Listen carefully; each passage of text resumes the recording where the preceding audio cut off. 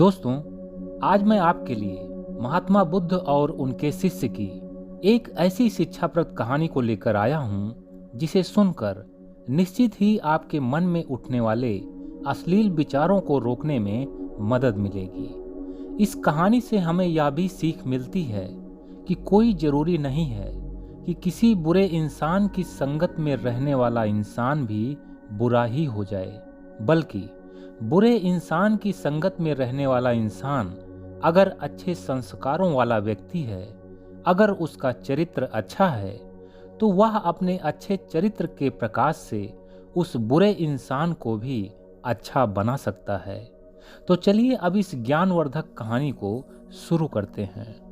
यह कहानी उस समय की है जब आम्रपाली नामक एक वेश्या की चर्चा चारों तरफ फैली हुई थी। उसकी खूबसूरती ही उसकी प्रसिद्धि का कारण थी। वह वेश्या इतनी खूबसूरत थी कि कई बड़े बड़े राजा महाराजा उससे मिलने के लिए बेताब रहते थे, मगर आम्रपाली हर किसी से नहीं मिलती थी, और जिससे भी मिलती थी, या यूं कहें कि वह वेश्या जिसके भी साथ रात बिताती थी, उससे धन का एक बड़ा हिस्सा भी ले लेती थी। यही कारण था कि आम्रपाली नामक वह वेश्या एक राजा की ही तरह अपना जीवन व्यतीत करती थी। उसके पास अपना खुद का एक आलीशान महल था, नौकर चाकर थे एवं सभी प्रकार की सुख सुविधाएं थी। एक बार आम्रपाली अपने महल की बालकनी में खड़ी थी कि तभी उस महल के नीचे रास्ते से महात्मा बुद्ध के शिष्यों का एक काफिला निकला। उस संघ के काफिले में सबसे आगे चलने वाला भिक्षु महात्मा बुद्ध का परम शिष्य था। वह भिक्षु सभी लोगों का अभिवादन स्वीकार करते हुए स्वयं भी उन्हें प्रणाम करते हुए आगे बढ़ता जा रहा था। इसी क्रम में जब वह भिक्षु आम्रपाली नामक वेश्या के महल से गुजरा, तो उस भिक्षु ने महल की बालकनी में खड़ी उस वेश्या को भी अपने हाथ जोड़कर प्रणाम किया। उस भिक्षु के प्रणाम करते ही आम्रपाली को एक झटका सा लगा, क्योंकि जिस तरह का आदर भाव उस भिक्षु ने एक वेश्या के प्रति दिखाया था, वैसा आदर भाव आज तक उसे किसी में नहीं दिखा। ऐसा नहीं था कि उस वेश्या को आज पहली बार किसी ने प्रणाम किया था। आम्रपाली नामक उस सुंदर सी वेश्या के दीवाने तो हजारों थे, जो प्रतिदिन ही उसकी तहे दिल से अभिवादन किया करते थे, मगर वे सभी लोग उसे एक वेश्या, एक भोग विलास की वस्तु ही समझते थे। मगर उस भिक्षु के मन में उसके प्रति ऐसी कोई भी भावना नहीं थी। आम्रपाली को कामुकता भरी नजरों से देखने वाले तो हजारों थे, परंतु वह भिक्षु सम्मान भरी नजरों से देखने वाला पहला व्यक्ति था।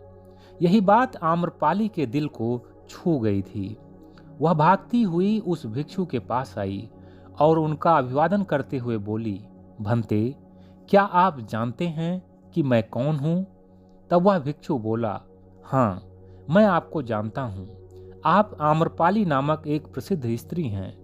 उस भिक्षु के मुंह से अपने लिए स्त्री शब्द सुनकर वह उस भिक्षु पर मोहित हो गई, क्योंकि आज तक सभी लोग उसे वेश्या ही कहते व एक वेश्या ही समझते थे। स्त्री तो कोई उसे कहता ही नहीं था। आम्रपाली उस भिक्षु के व्यवहार से बहुत प्रसन्न हुई। उसने भिक्षु से कहा, मैं जानती हूँ कि आप लोग वर्ष के 8 महीने घूम घूम कर भिक्षाटन करते हैं और वर्षा ऋतु के 4 महीने सिर्फ एक ही स्थान पर रहते हैं। अब कुछ ही दिनों में वर्षा ऋतु प्रारंभ होने वाली है, अतः मैं चाहती हूँ कि आप यह 4 महीने मेरे यहाँ मेरे महल में ही व्यतीत करें। मैं आपको किसी भी प्रकार का कोई भी कष्ट नहीं होने दूंगी, और ना ही मैं किसी भी प्रकार से आपके ध्यान मार्ग में बाधक ही बनूंगी। कृपया करके आप मेरा यह आमंत्रण स्वीकार करें। तब वह भिक्षु बोला, मैं आपके स्नेह व आमंत्रण का सम्मान करता हूँ, मगर मैं बिना बुद्ध की आज्ञा के आपका यह आमंत्रण स्वीकार नहीं कर सकता। अब मैं जा रहा हूँ। अगर मुझे बुद्ध की आज्ञा प्राप्त होगी तो मैं अवश्य ही पुनः आपके यहाँ आऊँगा। यही कहकर वह युवा भिक्षु वहाँ से चला जाता है। अब उस भिक्षु के द्वारा एक वेश्या के घर का आमंत्रण स्वीकार किए जाने की चर्चा चारों तरफ फैल गई। उस भिक्षु के महात्मा बुद्ध के पास पहुंचने से पहले ही कुछ लोगों ने यह सारी घटना महात्मा बुद्ध से बता चुके थे। वे सभी चाटुकार लोग यही चाहते थे कि बुद्ध इस घटना को लेकर उस भिक्षु को कड़ी से कड़ी सजा दें, क्योंकि उस भिक्षु ने एक वेश्या से बातचीत की थी, वह उसका आमंत्रण स्वीकार करने की बात कही थी। कुछ समय बीतने के पश्चात वह भिक्षु महात्मा बुद्ध के पास पहुंच जाता है और बुद्ध से कहता है, हे भंते, आज भिक्षाटन के समय मुझे आम्रपाली नामक एक प्रसिद्ध महिला मिली थी।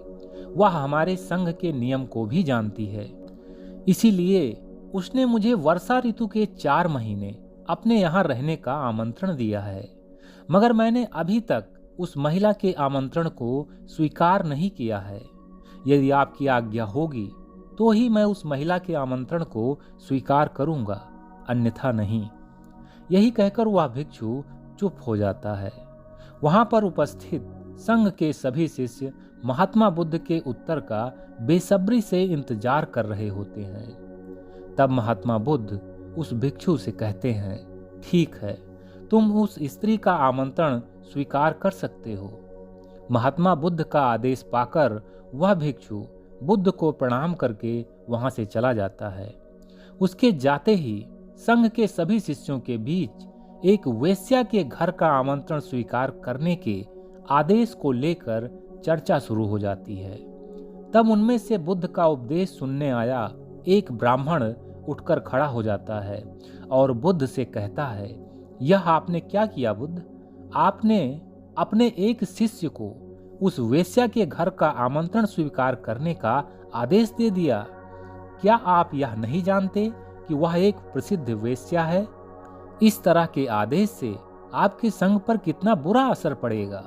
आप देखना, निश्चित ही आपका वह शिष्य उस सुंदर और जवान वेश्या के चक्कर में पड़कर अपने ज्ञान मार्ग से विमुख हो बैठेगा। उस ब्राह्मण की यह सब बातें सुनकर महात्मा बुद्ध मुस्कुराते हुए बोले, जो लोग उस स्त्री को वेश्या कहते या समझते हैं, उनके लिए वह एक वेश्या ही है।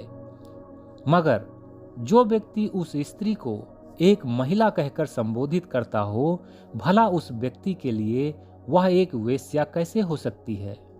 फिर महात्मा बुद्ध ने उस ब्राह्मण से कहा, शायद आपने ध्यान न दिया हो, परंतु मेरे उस शिष्य ने उस स्त्री के बारे में चर्चा करते वक्त एक भी बार उस स्त्री को वेश्या कहकर संबोधित नहीं किया, बल्कि हर बार उसने उस स्त्री के लिए महिला शब्द का ही प्रयोग किया है, जिससे यह सिद्ध होता है कि मेरे उस शिष्य के मन में उसकी वेश्यावृत्ति का कोई भी भाव नहीं है।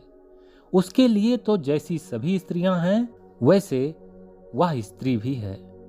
इसीलिए मैंने उसे उस स्त्री का आमंत्रण स्वीकार करने का आदेश दिया है। आप लोग निश्चिंत रहें, वह ज्ञान के मार्ग से नहीं भटकेगा, क्योंकि जिसका मन अडिग है वह भला ज्ञान के मार्ग से कैसे भटक सकता है। बुद्ध की इन सभी बातों को सुनकर किसी ने भी कुछ नहीं कहा, मगर कुछ लोगों को लग रहा था कि 4 महीने लगातार एक खूबसूरत वेश्या के पास रहने से जरूर उस भिक्षु का ब्रह्मचर्य भंग हो जाएगा। आखिर वह भिक्षु कब तक अपनी काम इच्छाओं को दबाकर रख पाएगा? खैर, वह भिक्षु अगले ही दिन उस वेश्या के घर पहुंच जाता है। वह वेश्या उस भिक्षु को देखकर बहुत खुश होती है, क्योंकि उसने सोचा था कि इस भिक्षु के गुरुजी किसी वेश्या के घर का आमंत्रण स्वीकार करने की अनुमति कभी नहीं देंगे। मगर ऐसा तो कुछ भी नहीं हुआ।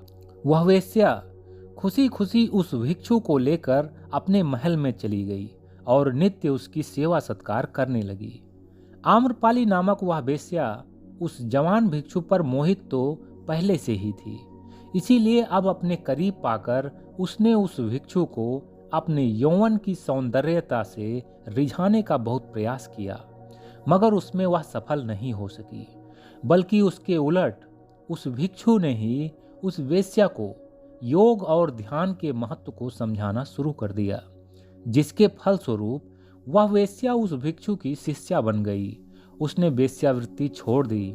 वर्षा ऋतु बीतने के पश्चात वह वेश्या भी उस भिक्षु के साथ गेरुआ वस्त्र धारण करके बुद्ध के आश्रम आ गई।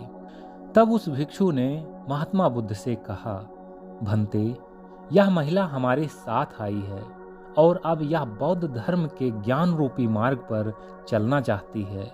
कृपा करके अब इस महिला को अपने संघ में शामिल करें और इसे दीक्षा दें।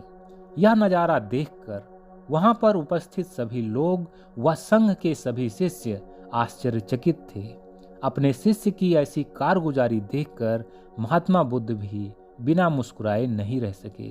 बुद्धम शरणम गच्छामि।